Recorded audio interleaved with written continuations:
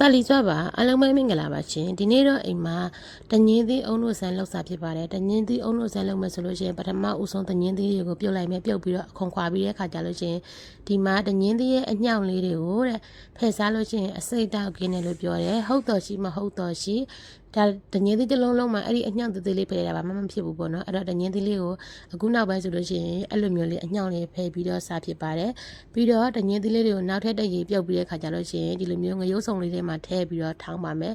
ဒါကတော့ဒီတငင်းသီးလေးရရင်းနေပြီဖြစ်တဲ့အတွက်နဲ့သူထောင်းတဲ့ခါကျရင်လှလှပပလေးရတာပေါ့နော်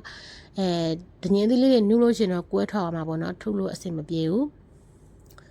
အုံနုကကြတော့ ready made သုံးထားတာဖြစ်လို့အုံနုကအပြည့်ဖြစ်တယ်ပြီးတော့စားလေးနည်းနည်းထည့်တယ်ပြီးလို့ရှိရင်တော့အုံနုပြည့်ပြည့်ကြီးကိုမလို့ခြင်းလို့ရင်းနှီးလေးထည့်ပြီးတော့သူ့ကိုခဏလောက်ကြိုထားပေးလိုက်မယ်ပြီးတော့တကြားလေးတစ်စွန်းထည့်တယ်အဲ့ဒါဗီဒီယိုမရိုက်လိုက်ရဘူးအဲ့တော့ဒါလေးကိုအရင်ဦးဆုံးစူပတ်သွားအောင်လို့စောင့်ပေးလိုက်ပါမယ်စူပတ်သွားပြီဆိုတဲ့အခါကျတော့သူကလေနွားနုတွေလိုပဲဝေကြက်တက်တယ်အဲ့တော့ခဏလေးမှွေထားပေးလိုက်မယ်အုံနုမှာကြတော့သူကအစိမ့်တက်ရယ်မှုေးတဲ့ရနဲ့ရယ်ပဲရှိတယ်ပေါ့နော်အဲ့တော့တကြားလေးတစ်စွန်းထည့်ရတာပါအရသာလေးပို့ပြီးတော့ကဲသွားရအောင်လို့ပေါ့နော်ရှူရှူမှုမှုလေးဖြစ်သွားရအောင်ပေါ့ပြီးတော့ဒီတငင်းသီးကတော့ကြိုက်တဲ့သူတွေကတော့ပြုတ်ပြီးတော့စားလို့အဆင်ပြေတယ်တငင်းသီးကသူ့ရဲ့အရသာကိုလည်းကောင်းနေပြီဒီလိုမျိုးတငင်းသီးတွေရင်းပြီဆိုလို့ရှိရင်စစ်စစ်ပန်ပန်လေးနဲ့အရင်နဲ့မှစားလို့ကောင်းပြီပေါ့နော်ပြီးပြီဆိုတဲ့အခါကျတော့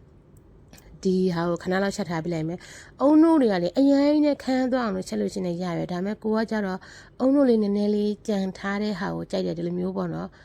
သူ့ရဲ့ဒီအုံနို့လေးနဲ့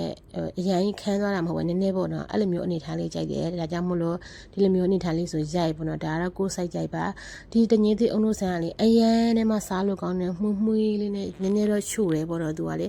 ဒါပေမဲ့တရေစာပုံစံမျိုးလို့ဖြစ်သွားတယ်ဒါပေမဲ့အရင်နဲ့မှစားလို့ကောင်းတယ်ကြိုက်တယ်တငင်းသီးက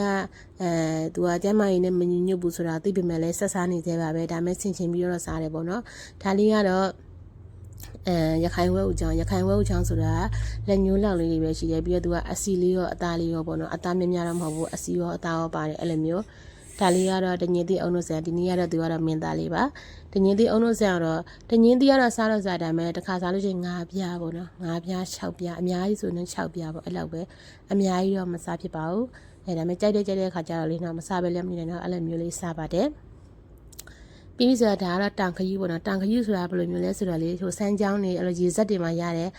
ခရီးပေါ့နော်ဒီခရီးလေးတွေပြုတ်ပြီးတဲ့ခါကျအသားထုတ်ပြီးတဲ့ခါကျတော့ရှင်သူ့လေးငရုတ်သီးစိမ့်နဲ့